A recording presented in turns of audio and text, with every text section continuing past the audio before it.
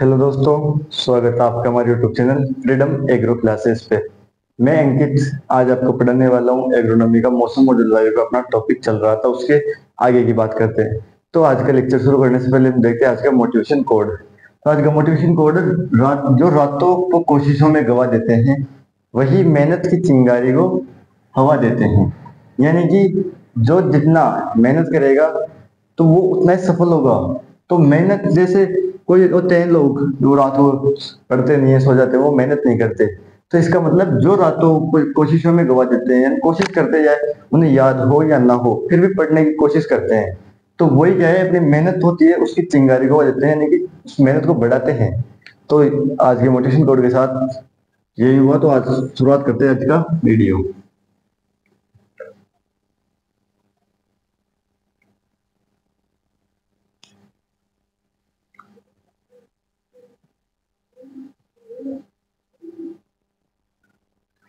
तो आज हम पढ़ते थे मौसम और जलवायु का आगे का पार्ट। तो इसके अंदर हम क्या देखेंगे आज? वायुमंडलीय आर्द्रता। क्या देखेंगे? वायुमंडलीय आर्द्रता।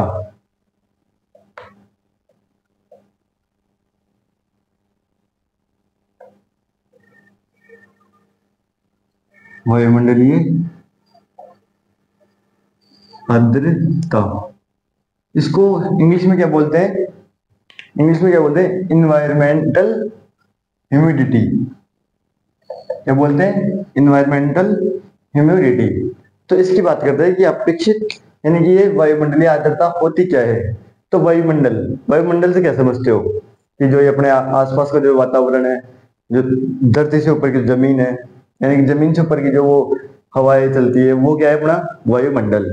तो वायुमंडल से क्या समझे कि धरती से ऊपर का वातावरण क्या कहलाता है? वायुमंडल। तो अब वायुमंडल में उपस्थित आर्द्रता, जो वायुमंडल जैसे कि हवाएं है, तो इनमें कुछ आर्द्रता उपस्थित होती है, वो क्या कहलाती है? आर्द्रता मतलब नमी। तो वो क्या कहलाती है? वायुमंडलीय आर्द्रता। तो उनको जलवाष्प भी बोल देते हैं, जलवाष्प। आर्द्रता का मतलब नमी, और नमी किससे पैदा होगी? जल से।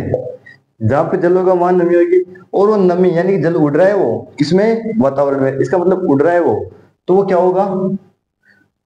जो जो जल उड़ रहा है वो क्या होगा? वो वाष्प होगी। तो इसका मतलब जल वाष्प। आया समझ की जल वाष्प क्या होती है? तो बात करते हैं अपन आगे कि क्या देख रहे थे इसमें? वायुमंडलीय आर्द्रता। तो मैंने क्या बताया कि वायुमंडल में उपस्थित, वायुमंडल में उपस्थित जलवाष्प क्या कहलाती है? वायुमंडलीय आर्द्रता। तो वायुमंडल में उपस्थित जलवाष्प क्या कहलाती है? वायुमंडलीय आर्द्रता कहलाती है। तो वायुमंडल में जो ये आर्द्रता होती है वो किस रूप में जाती है? कि ये तो है नहीं कि ये अपना वायुमंडल है यहाँ पे, तो यहाँ पे ऑटोमेटिक ही आर्द्रता बन रही है, ऐसा होता नहीं है। क्योंकि ऑटोमेटिक कैसे बन सकती है? वहां पे पानी तो चाहिए, और पानी ये तो है नहीं कि डायरेक्ट उड़ करके गया है। क्या है? पानी डायरेक्ट उड़ करके तो जा नहीं सकता। इसका मतलब कैसे जाएगा? एक तो इसका इवापोरेशन होगा। इसका मतलब इवापोरेशन होगा। इसका मतलब क्या है कि वाष्पन, वाष्प बनेगी। दूसरा क्या है इसका? होगा ट्रांसपायरेशन। ट्रांसपायरेशन का मतलब उत्सर्जन। क्या होता है? वाष्प उत्सर्जन। तो उसकी बात कर लेते हैं अपन कि होता क्या है। इवापोरेशन और ट्रांसपायरेशन दोनों को मिलाकर क्या बोलते हैं? इवापो ट्रांसपायरेशन। तो होता क्या है, वायुमंडल में आर्द्रता कैसे जाती है? तो वायुमंडल में यह आर्द्रता, वायुमंडल में यह आर्द्रता वाष्पन, इवापोरेशन व वाष्पोत्सर्जन, ट्रांसपायरेशन के द्वारा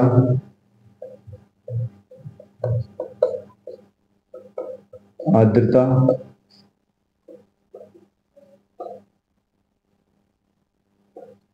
वायुमंडल में आती है। अब होता क्या ये कि इवापोट्रांसपायरेशन, दोनों को मिलाकर के क्या बोलते हैं, इवापोट्रांसपायरेशन। तो ये होता क्या है, इवापोट्रांसपायरेशन होता क्या है, यानी कि इससे क्या है, ये जैसे अपना मृदा है, नमी, यानी कि भूस्थल है, यहां से इसकी ऊंचाई पे क्या है, ये अपना एटमॉस्फेयर, मतलब वातावरण या वायुमंडल है। तो इसके अंदर इवापोट्रांसपायरेशन यानी कि जो अपनी इस धरती पे, इस भूमि पे जो यहाँ पे जल गिरा हुआ है, जैसे यहाँ पे कोई खाई है मान लो, या कोई नदी है, तो उससे डायरेक्ट पानी का वायुमंडल में जाना क्या कहलाता है, इवापोरेशन। और यहाँ पे जैसे कि ये पौधा है, अब इसकी पत्तियों द्वारा जो जल निकलता है उसका वातावरण में जाना क्या कहलाता है, ट्रांसपायरेशन। आया कि इवापोरेशन और ट्रांसपायरेशन क्या होता है, दोनों को मिलाकर के क्या लिखते हैं, इवापो ट्रांसपायरेशन।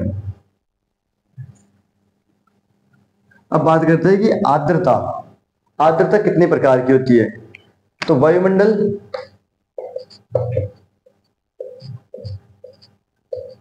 वायुमंडलीय आर्द्रता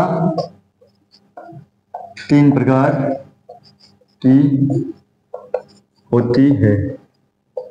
3 टाइप्स ऑफ एटमॉस्फेरिक ह्यूमिडिटी। क्या होता है कि 3 टाइप्स ऑफ एटमॉस्फेरिक ह्यूमिडिटी। तो पहला कौन सा है, निरपेक्ष आर्द्रता। निरपेक्ष आर्द्रता, निरपेक्ष आर्द्रता होती क्या है, इंग्लिश में बोलते हैं इसको एब्सोल्यूट ह्यूमिडिटी। Absolute humidity.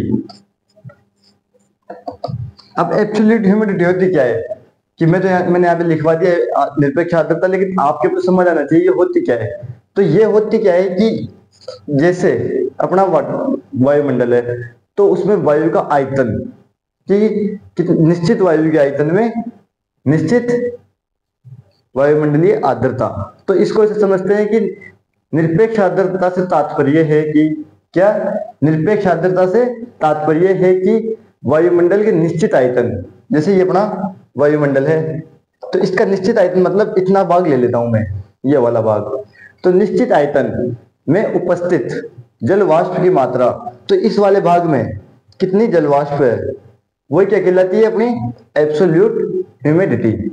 कि ये तो अपना क्या है, पूरा वायुमंडल है, इसका निश्चित आयतन ले रहा हूं मैं, निश्चित आयतन कितना, इतना, तो इसमें उपस्थित जल वाष्प की मात्रा क्या कहलाती है, एब्सोल्यूट ह्यूमिडिटी। आया समझ, एब्सोल्यूट ह्यूमिडिटी क्या होती है। तो इसको लिखेंगे निरपेक्ष आर्द्रता से तात्पर्य है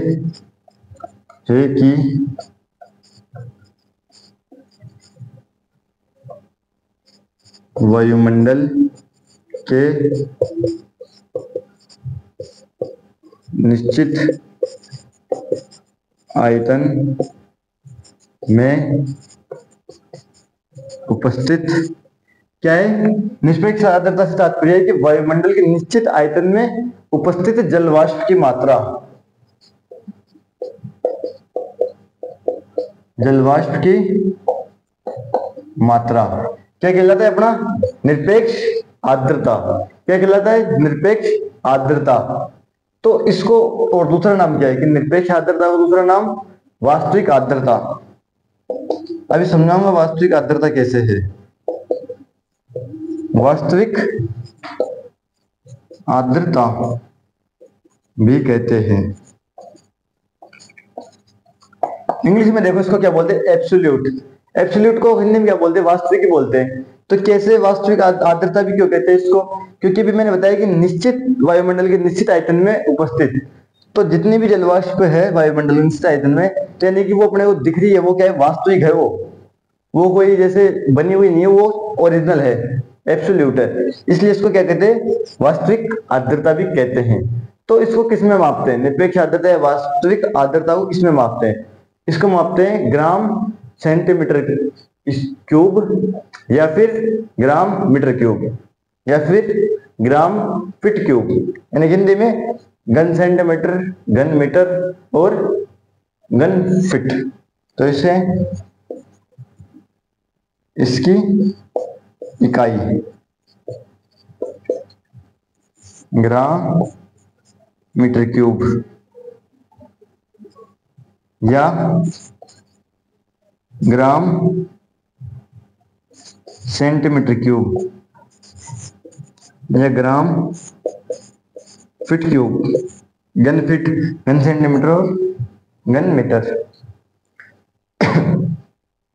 फिर बात आती है दूसरे प्रकार की। दूसरी प्रकार की क्या है? विशिष्ट आर्द्रता। विशिष्ट आर्द्रता। अब विशिष्ट आर्द्रता को इंग्लिश में क्या बोलते हैं? इसे बोलते हैं स्पेसिफिक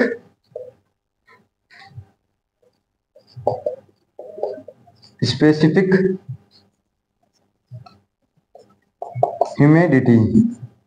क्या बोलते हैं? Specific humidity. अब ये इसको विशिष्ट आर्द्रता क्यों कहते हैं? तो विशिष्ट आर्द्रता से तात्पर्य है कि वायु के भार, किसका भार? वायु का भार। तो वायु के भार जिसमें क्या होगा? जिसमें जल वाष्प भी होगी। क्योंकि अपन क्या इसमें क्या देख रहे थे कि वायुमंडल का निश्चित आयतन में उसका भार भी होगा वायु का।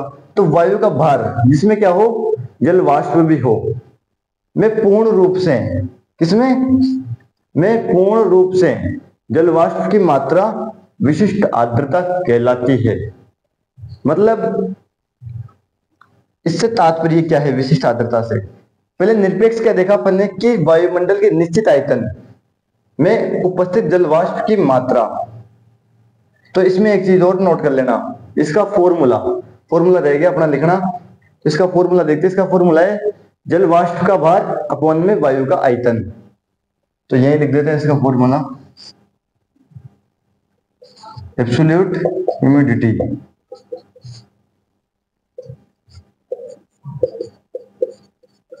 जल वाष्प का भार अपॉन में वायु का आयतन। वायु का आयतन। ये किसकी बात है? निरपेक्ष आर्द्रता की। निरपेक्ष आर्द्रता की बात है। अब अपन बात किसकी कर रहे हैं? इसमें देखना फॉर्मूले में कि जल वाष्प का भार किसमें? वायु के आयतन में। यानी कि वायुमंडल का निश्चित आयतन है ये, कि वो चाहे वो मीटर क्यूब में हो, सेंटीमीटर क्यूब में हो या फीट क्यूब में हो, वो कहलाता है आयतन। आयतन कहते हैं किसे हैं? अगर 10th में मैथ पढ़ी हो तो आयतन किसे कहते हैं? आयतन कहते हैं कि जिसकी तीनों भुजाएं, उसकी लंबाई भी हो, उसकी चौड़ाई भी और उसकी गहराई भी हो, उसे क्या कहते हैं? आयतन। तो वो आयतन कहलाता है। तो वायुमंडल का निश्चित आयतन जिसके अंदर क्या हो? जलवाष्प की मात्रा। तो जलवाष्प का भार अपॉन में वायु का आयतन। तो इसकी बात करते हैं विशिष्ट आर्द्रता। विशिष्ट आर्द्रता क्या है? तो विशिष्ट आर्द्रता से तात्पर्य है कि वायु का भार। अब इसमें वायु का भार क्या है? सिर्फ केवल वायु का भार ही है, लेकिन इसमें क्या होगा? वायु का भार जो जलवाष्प के साथ होगा, यानी जो जलवाष्प का भार है वो भी वायु के भार में सम्मिलित होगा। ऐसा समझ, जो पूर्ण रूप से जल वाष्प की मात्रा विशिष्ट आर्द्रता कहलाती है। तो ऐसे नहीं आप डायरेक्ट इसको फॉर्मूले से समझो, परिभाषा तो अभी देखते हैं, लेकिन पहले आप समझना जरूरी है। परिभाषा से पहले क्या है? समझना जरूरी है। अगर समझ ही नहीं आएगा फिर मतलब क्या है हमारे यहाँ पढ़ाने का? तो हम देखते हैं पहले इसके फॉर्मूले से। तो इसमें अपन ने पहले देखो निरपेक्ष आर्द्रता में क्या देखा अपन ने? निरपेक्ष आर्द्रता में देखा जलवाष्प का भार अपॉन में वायु का आयतन। क्या देखा? जलवाष्प का भार। तो इसमें भी सेम ही होगा। क्या? जलवाष्प का भार अपॉन में वायु का भार, वो भी किसके साथ? जलवाष्प सहित।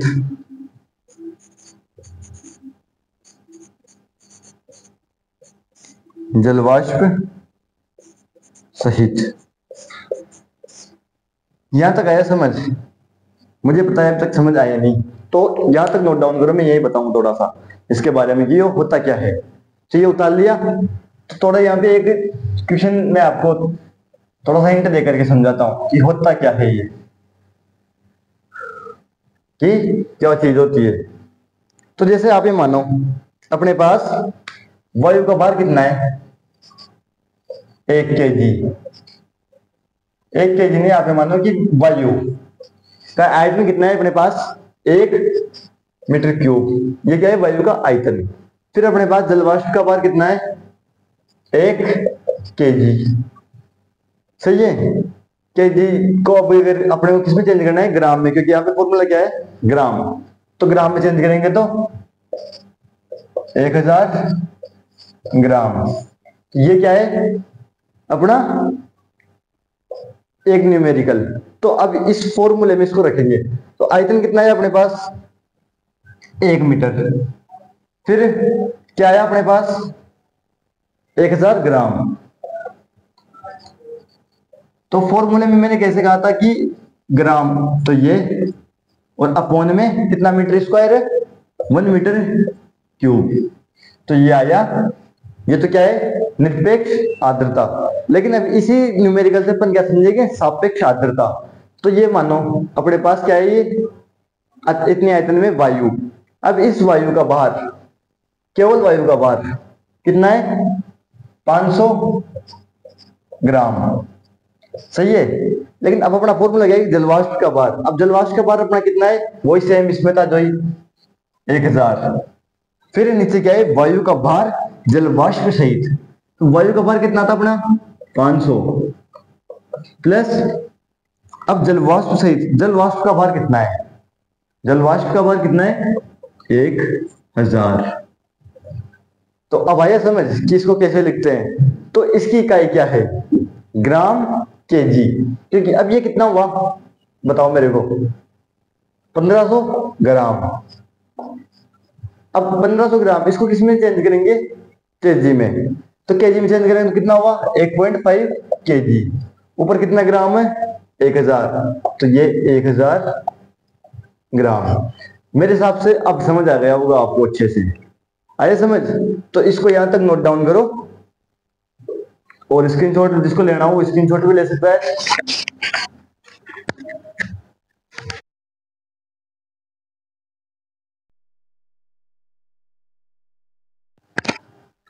तो देखा वहां तक कि आप क्या पढ़े थे, विशिष्ट आर्द्रता। तो मैंने मेरे साथ समझाया कि कैसी होती है। तो अब इसके बारे में डेफिनेशन के हिसाब से बात कर लेते हैं अपन।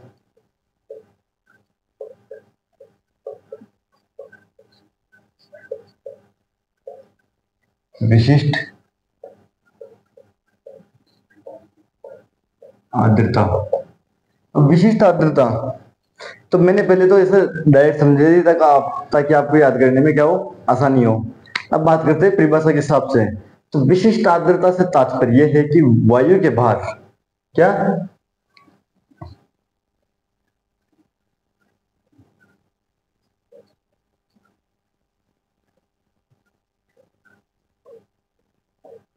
विशिष्ट आर्द्रता से तात्पर्य है कि वायु का भार, और वायु का भार किसके साथ, वाष्प सहित, यानी उसमें वाष्प भी काउंट होगी, वाष्प सहित, विथ वेपर, इंग्लिश में बोलते हैं विथ वेपर, वाष्प सहित।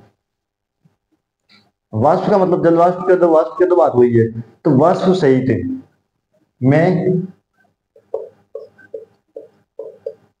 पूर्ण रूप। तो अब जैसे वायु का भार, विशिष्ट आर्द्रता से तात्पर्य है कि वायु का भार में, वायु के भार में क्या होगा, वायु के भार में पूर्ण रूप से जलवाष्प की मात्रा में, पूर्ण रूप से जल वाष्प की मात्रा क्या कहलाती है, विशिष्ट आर्द्रता। तो ये तो पढ़ने के लिए की डेफिनेशन। अब विशिष्ट आर्द्रता की इकाई, इकाई। मैंने बताया कि नीचे तो क्या रहा था केजी और ऊपर क्या रहा था ग्राम। तो ग्राम या केजी दोनों में से कुछ भी बोल सकते हैं इसको, ग्राम भी कह सकते हैं या फिर केजी, ग्राम या केजी इकाई होती है इसकी। और इसका फॉर्मूला क्या लिखवाया था मैंने, जलवाष्प का भार, specific humidity.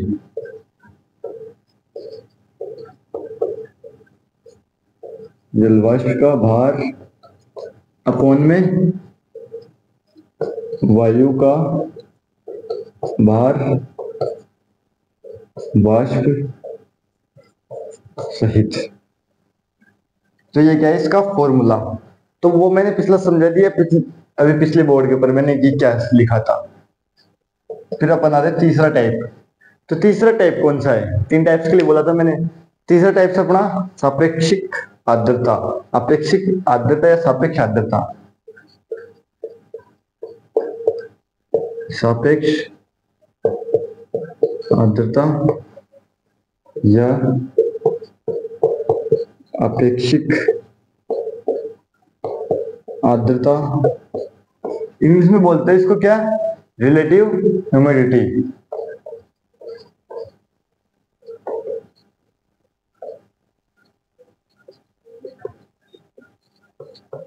Relative humidity English की बात है। अब इसमें क्या है कि इसकी भी कुछ डेफिनेशन तो होती होगी, तो इसका भी अपन क्या है पहले फॉर्मूला देखेंगे। इसका तो फॉर्मूला और डेफिनेशन क्या है, दोनों सेम सेम ही है, क्योंकि इतना ही बड़ा फॉर्मूला है और इतनी बड़ी डेफिनेशन अगर समझाएंगे अपन तो। और जैसे नहीं समझाना होता तो डायरेक्ट डेफिनेशन लिखवा कर भी मैं फ्री कर सकता हूँ, लेकिन अपने को कुछ सीखना है, समझना है। तो इसका मतलब क्या है, सापेक्षिक आर्द्रता। तो सापेक्षिक आर्द्रता होती क्या है, सापेक्षिक आर्द्रता, सापेक्षिक आर्द्रता से तात्पर्य है कि सापेक्षिक आर्द्रता से या सापेक्ष आर्द्रता से तात्पर्य है कि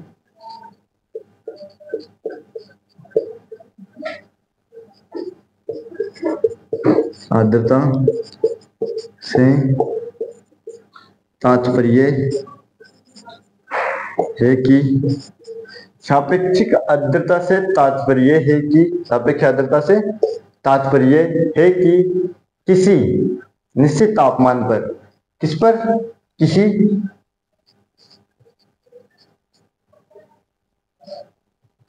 निश्चित तापमान पर, किसी निश्चित तापमान पर क्या, किसी निश्चित तापमान पर उपस्थित आर्द्रता पर, उपस्थित आर्द्रता और यानी कि सापेक्ष आर्द्रता से तात्पर्य है कि निश्चित तापमान पर उपस्थित आर्द्रता, इसमें वायुमंडल में। तो इसे क्या कहते हैं, निरपेक्ष आर्द्रता भी मान सकते हैं।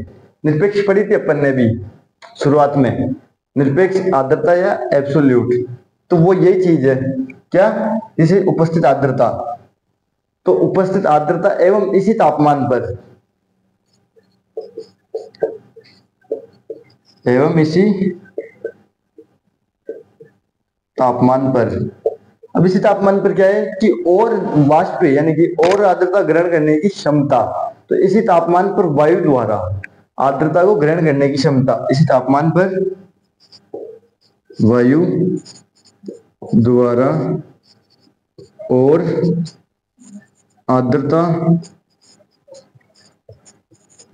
ग्रहण करने की क्षमता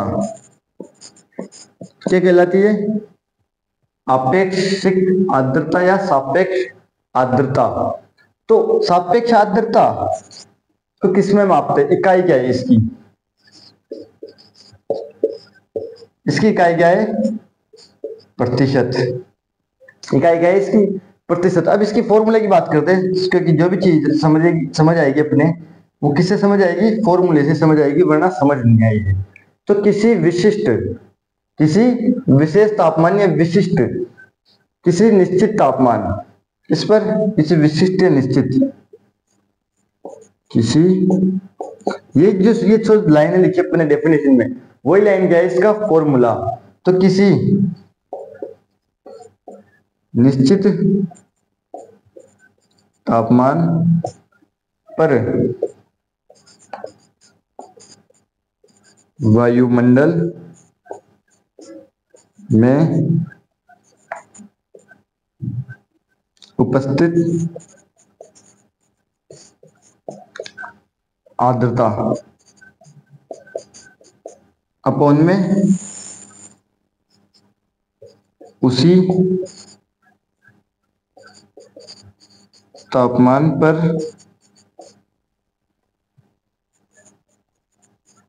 वायुमंडल में वायु द्वारा और अधिक आर्द्रता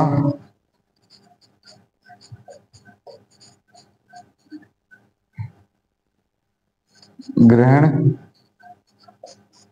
करने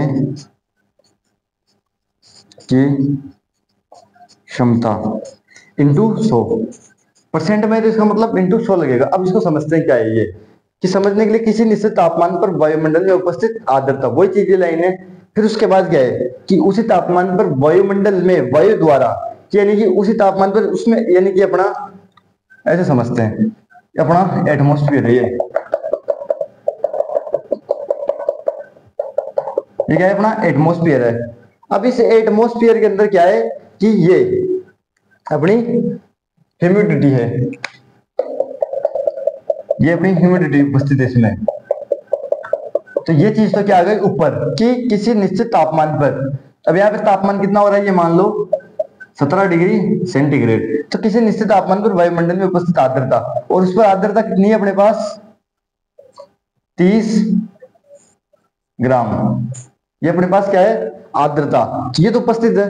लेकिन इसी सेम तापमान पे कितने पे 17 डिग्री सेंटीग्रेड पे क्या चाहिए अपने को, और अधिक क्या हो, और अधिक आर्द्रता ग्रहण करने की क्षमता, यानी कि 30 ग्राम तो है इसके पास, लेकिन ये और ग्रहण कर सकती है, और ग्रहण करने पे कितनी बढ़ेगी, जैसे 50 ग्राम हो गई, तो इसकी और अधिक ग्रहण करने की क्षमता क्या आएगी नीचे।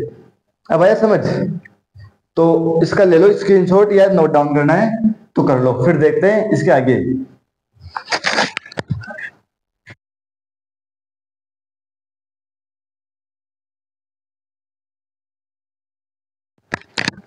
तो अपन ने क्या देखा आर्द्रता, तो मेरे हिसाब से तो यहाँ तक कोई दिक्कत आनी नहीं चाहिए। अगर फिर भी कोई दिक्कत आए तो आप हमें कमेंट करें कि कहाँ दिक्कत है, तो हम उसको, ताकि अगले वीडियो में कुछ आपको अधिक से अधिक समझा सके। तो अब इसी वायुमंडलीय आर्द्रता में कुछ नाम आते हैं, जैसे संगणन, नाम सुना होगा संगणन, संगणन आपने केमिस्ट्री में सुना होगा, रसायन विज्ञान में, कि जो ओस की बूंद है, यानी कि ओस की बूंद मान लो या फिर आप जलवाष्प मान लो, उनका जैसे आपने पानी गर्म किया, पानी गर्म करने के बाद उससे क्या निकली, भाप निकली, और उस भाप को अगर जैसे प्लेट रखेंगे तो क्या है, भाप प्लेट के ऊपर जाएगी और जाकर के क्या बनेगा, पानी बन जाएगा वापस से। तो उसे क्या है कि वाष्प का पानी बनना वापस से क्या कहलाता है, संगणन। तो इसमें क्या लिखेंगे, जलवाष्प कौन सी अवस्था में है, गैसीय अवस्था में। कौन सी अवस्था में है, गैसीय अवस्था में। तो इसका क्या बनना, तरल, तरल का मतलब जल, तरल का मतलब तरल रूप में रूपांतरण क्या कहलाता है, संगणन। आया समझ, संगणन किसे कहते हैं।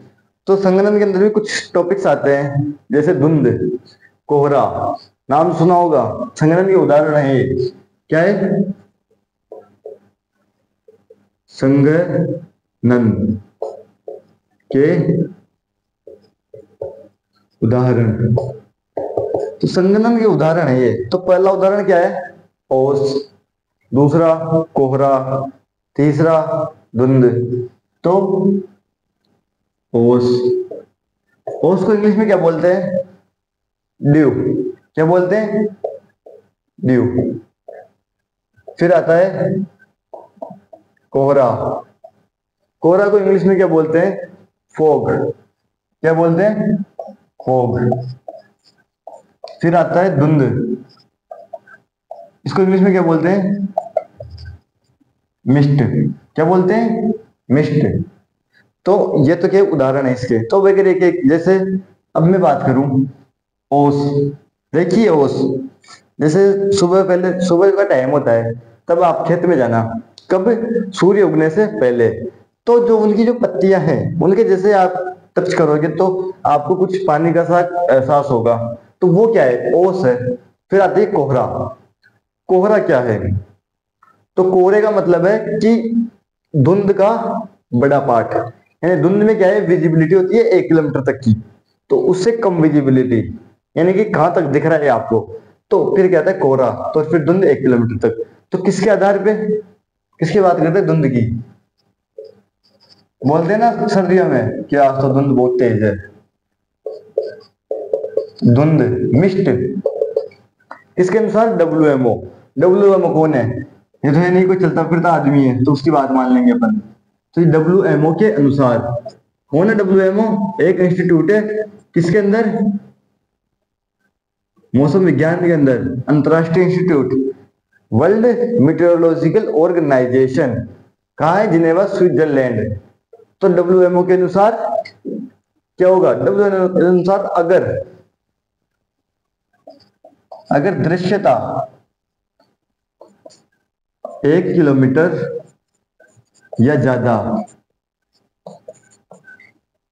क्या? 1 किलोमीटर या ज्यादा है तो क्या कहलाता है? धुंध कहलाती है। 1 किलोमीटर ज्यादा हो तो धुंध कहलाती है, और अगर 1 किलोमीटर से कम हो तो क्या कहलाएगा? फॉग, कोहरा। आया समझ? तो नोट डाउन करो। अब देखते हैं पाला। नाम सुना होगा पाला, फ्रोस्ट, फ्रोस्ट, पाला, फ्रोस्ट। तो पाला होता क्या है? पाला आपने बहुत बार अपने घर वालों से सुना होगा कि खेत में पाला पड़ गया, फसल खराब हो गई पाले से। तो पाला एक्चुअली होता क्या है? तो जलवाष्प का ठोस रूप। ये तो क्या था? जलवाष्प का गैस रूप के बाद तरल रूप बढ़ा तो संघनन बोला उसको। यानी गैस रूप को तो क्या बोलते? जलवाष्प। तरल रूप को क्या बोलते? संघनन। और इसी का, किसका? जलवाष्प का ठोस रूप क्या कहलाता है? पाला। तो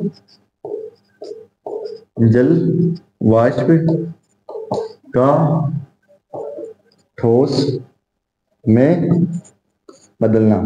ठोस में तो नहीं कि पत्थर में बदल जाएगा, ठोस का मतलब है कि बर्फ में बदलना। इसमें बदलना, बर्फ में बदलना। तो पाला होता क्या है एग्जैक्टली? कि बर्फ में तो बदल गया, लेकिन होता क्या है?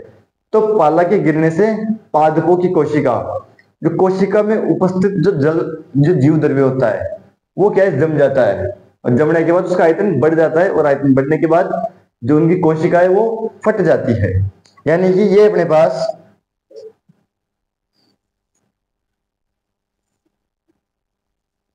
पत्ती है। अब यहां पे क्या हुआ कि जलवाष्प आई और टेम्परेचर 0 डिग्री, क्योंकि पानी तभी जमता है 0 डिग्री पे ही, तो हुआ तो वो क्या हुआ कि एक बर्फ की बूंदों में यहाँ पे जम गई। अब जमने से जो इसका जो कोशिका द्रव्य था अंदर का, पत्ती का, वो भी क्या हुआ? जम गया। और आपको पता है कि अगर बर्फ को फ्रिज में जमाएंगे तो उसका आयतन बढ़ता है। यानी कि अगर पहले को, जैसे किसी भी चीज, कोई चीज है, उसको अगर पानी से इतना भर के जमाएंगे तो उसका आयतन बढ़ करके इतना हो जाएगा, यानी कि आयतन बढ़ता है बर्फ का, तो इसका आयतन भी क्या बढ़ेगा? बढ़ेगा। तो और कोशिका पे कोशिका जैसे आकार बढ़ेगा उसका, तो वो बढ़ने से क्या होगा कि उसका फट जाएगी वो। तो वही क्या है? पाला पड़ना।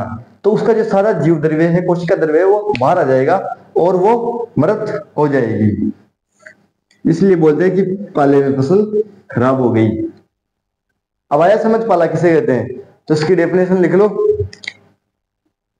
डेफिनेशन लिख लो। पाला, पाला के गिरने से, पाला गिरने से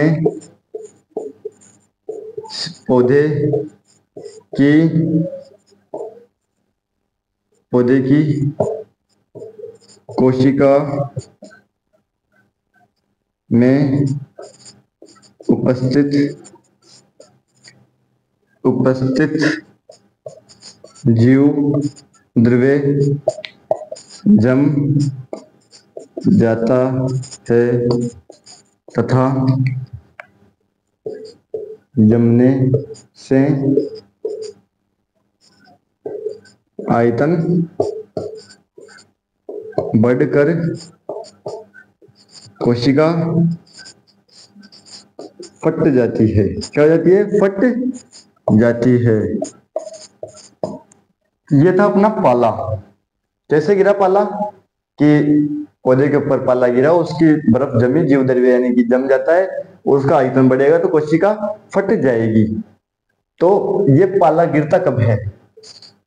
जब वायुमंडल में 0 डिग्री टेम्परेचर या उससे कम टेम्परेचर माइनस में हो। तो वायुमंडल में तापमान 0 डिग्री सेंटीग्रेड या कम हो तब पाला गिरता है। आया समझ? क्योंकि 0 डिग्री पे तो पानी जमता है तो पाला तभी गिरेगा। अब बात करते हैं कि आर्द्रता से संबंधित, क्या? आर्द्रता से संबंधित यंत्र।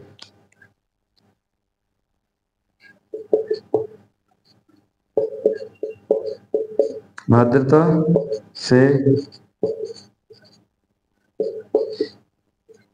संबंधित यंत्र। तो पहले यंत्र देखते हैं अपन, शायद नाम तो सबने सुना होगा, साइक्रोमीटर। इन यंत्रों में तो कुछ समझाने वाली बात नहीं है, मैं उतार देता हूं, आप नोट डाउन करके याद कर लेना, क्योंकि इसको तो मैं कैसे समझाऊं, ये तो यंत्र है, इनका काम जो करना है वही करेंगे। ये तो ये नहीं कि मेरे समझाने से ये उल्टा काम करने लगेंगे। तो इसमें तो आपको डायरेक्ट उतारना है कि साइक्रोमीटर। साइक्रोमीटर क्या है? अपेक्षिक आर्द्रता का मापन। अपेक्षिक या अपेक्षित आर्द्रता का मापन। फिर क्या आता है? हाइग्रोमीटर। ये भी सबने सुना होगा, हाइग्रोमीटर। अब ये क्या काम करता है? ये भी वही करता है जो साइक्रोमीटर करता है, अपेक्षिक आर्द्रता का मापन। फिर आता है तीसरा। अब अगर इंपॉर्टेंट देखो तो पहला और दूसरा, ये बाकी दोनों में लिखवा रहा हूं, वो इंपॉर्टेंट है, नहीं क्वेश्चन आता नहीं है, लेकिन लिख लो कि ये किसके अंतर है? ये वायुमंडलीय आर्द्रता को ज्ञात करने वाले यंत्र। एक है हेयर हाइग्रोमीटर। Hair hygrometer. अब हेयर हाइग्रोमीटर में क्या होता है कि बंद कमरे का तापमान या फिर आर्द्रता, बात वही है, बंद कमरे का ताप या आर्द्रता। फिर चौथा और फाइनल यंत्र आता है अपना, कौन सा? हाइग्रोग्राफ। क्या? हाइग्रो। इसमें जरूर कुछ समझा सकता हूं मैं। हाइग्रोग्राफ, मैथ में ग्राफ देखा है? ग्राफ कैसा होता है? यानी कि ग्राफ के अंदर आपको जो बनाना होता है, जो डायग्राम कुछ बनाने होते हैं, तो उसमें क्या बनाना होता है कि पूरा शेड्यूल बनाना होता है ग्राफ के अंदर। तो शेड्यूल, तो इसमें क्या होगा? इसमें भी शेड्यूल बनेगा, और वो भी किसका? लगातार आर्द्रता का मापन। लगातार आर्द्रता का मापन क्या है कि जैसे एक दिन है तो दिन की लगातार आर्द्रता का मापन करेगा, या फिर कोई महीना है तो उसकी आर्द्रता का लगातार मापन। तो इसमें क्या लिखेंगे? लगातार आर्द्रता का मापन। लगातार आर्द्रता का मापन। तो आज की क्लास में यहां तक ही था। अब कुछ समझ नहीं आए तो आप कमेंट कर देना कि क्या समझ नहीं आया, हम आपके कमेंट्स का रिप्लाई भी देंगे, और अगर कुछ समझ नहीं आएगा तो कल की क्लास में बताया जाएगा। तो आज के लिए इतना ही। जय हिंद, जय भारत, धन्यवाद।